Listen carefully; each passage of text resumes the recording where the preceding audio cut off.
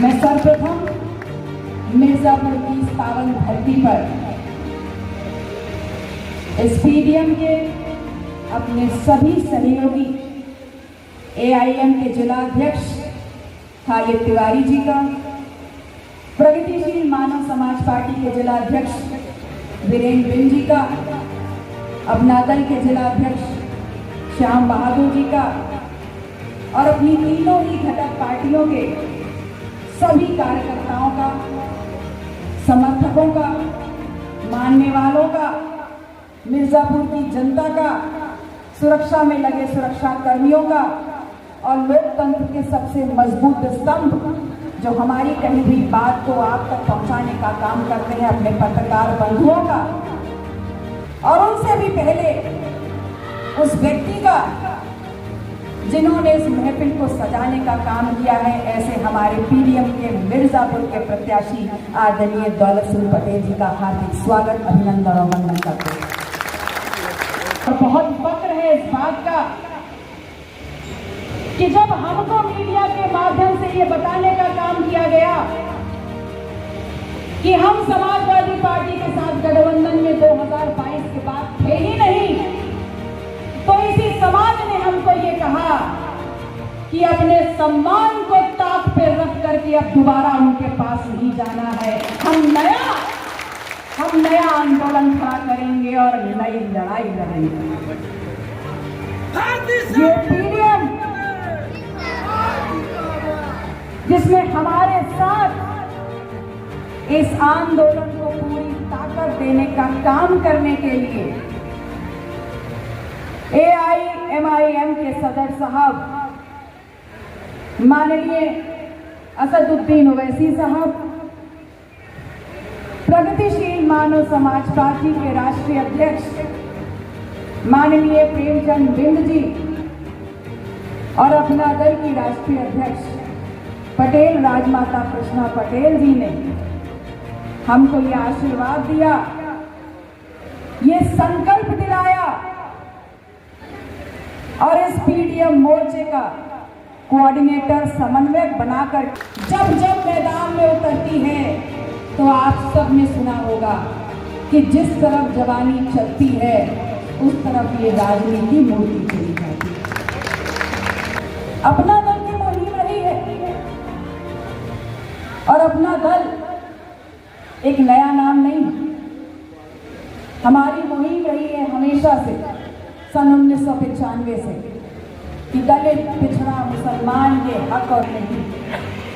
बस फर्क सिर्फ इतना है कि आज इस लड़ाई में हमारे साथी और हमको ताकत देने के लिए जुड़ गए हैं और जिस मजबूती से आज पीडीएम ने इस लोकसभा के चुनाव में 28 प्रत्याशी उतारे हैं, मैं आपसे वादा करती हूँ और इस बात की चुनौती भी दे रही थी मैं कि अगर अखिलेश यादव जी ने गठबंधन तोड़ने की घोषणा कुछ 20 दिन पहले कर दी होती तो पहले राउंड से लेकर के आखिरी राउंड तक प्रत्याशी उतार करके अगर पानी ना पिला दिया होता तो मैं भी बताती हूँ मैं पटेल की लगा।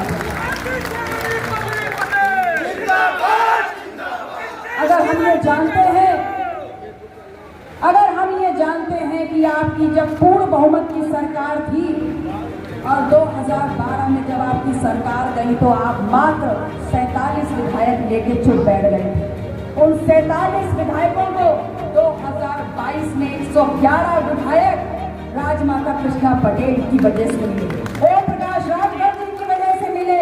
ये तमाम साथी थे जिन्होंने आपके वोट के प्रतिशत को बढ़ाने का काम किया था और 111 विधायक बनते ही आपको ये लगने लग गया कि आप ही सर्वे सर्वा हैं।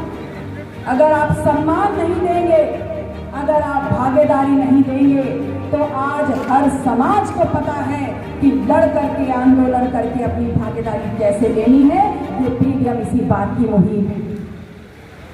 क्या गलत कहा था मैंने? सिर्फ यही तो समझा जो सड़कों पे खेतों में मेहनत करके अपने परिवार के लिए भरपेट रोजी का गुजारा कर रही है उसको सम्मान देना जरूरी नहीं समझा।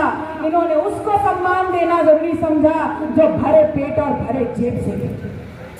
मैंने इनसे कहा कि अगर आप अक़लियत की एक महिला को आगे बढ़ाएंगे तो बहुत दूर तक की नजीर कायम होगी।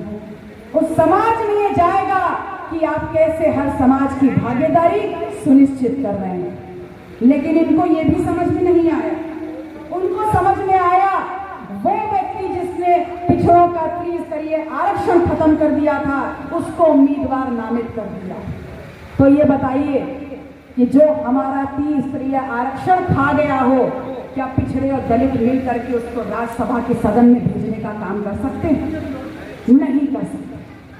तो ये सोच है उनकी। जब उनसे पूछा कि आप क्या सोच रखते हैं, आप कैसे परिभाषित करते हैं PDM, पिछड़ा दलित मुसलमान, पूर्ण शुद्धता के साथ, इसमें कोई मिलावट नहीं। पिछड़ा है तो है, दलित है तो है, मुसलमान है तो है।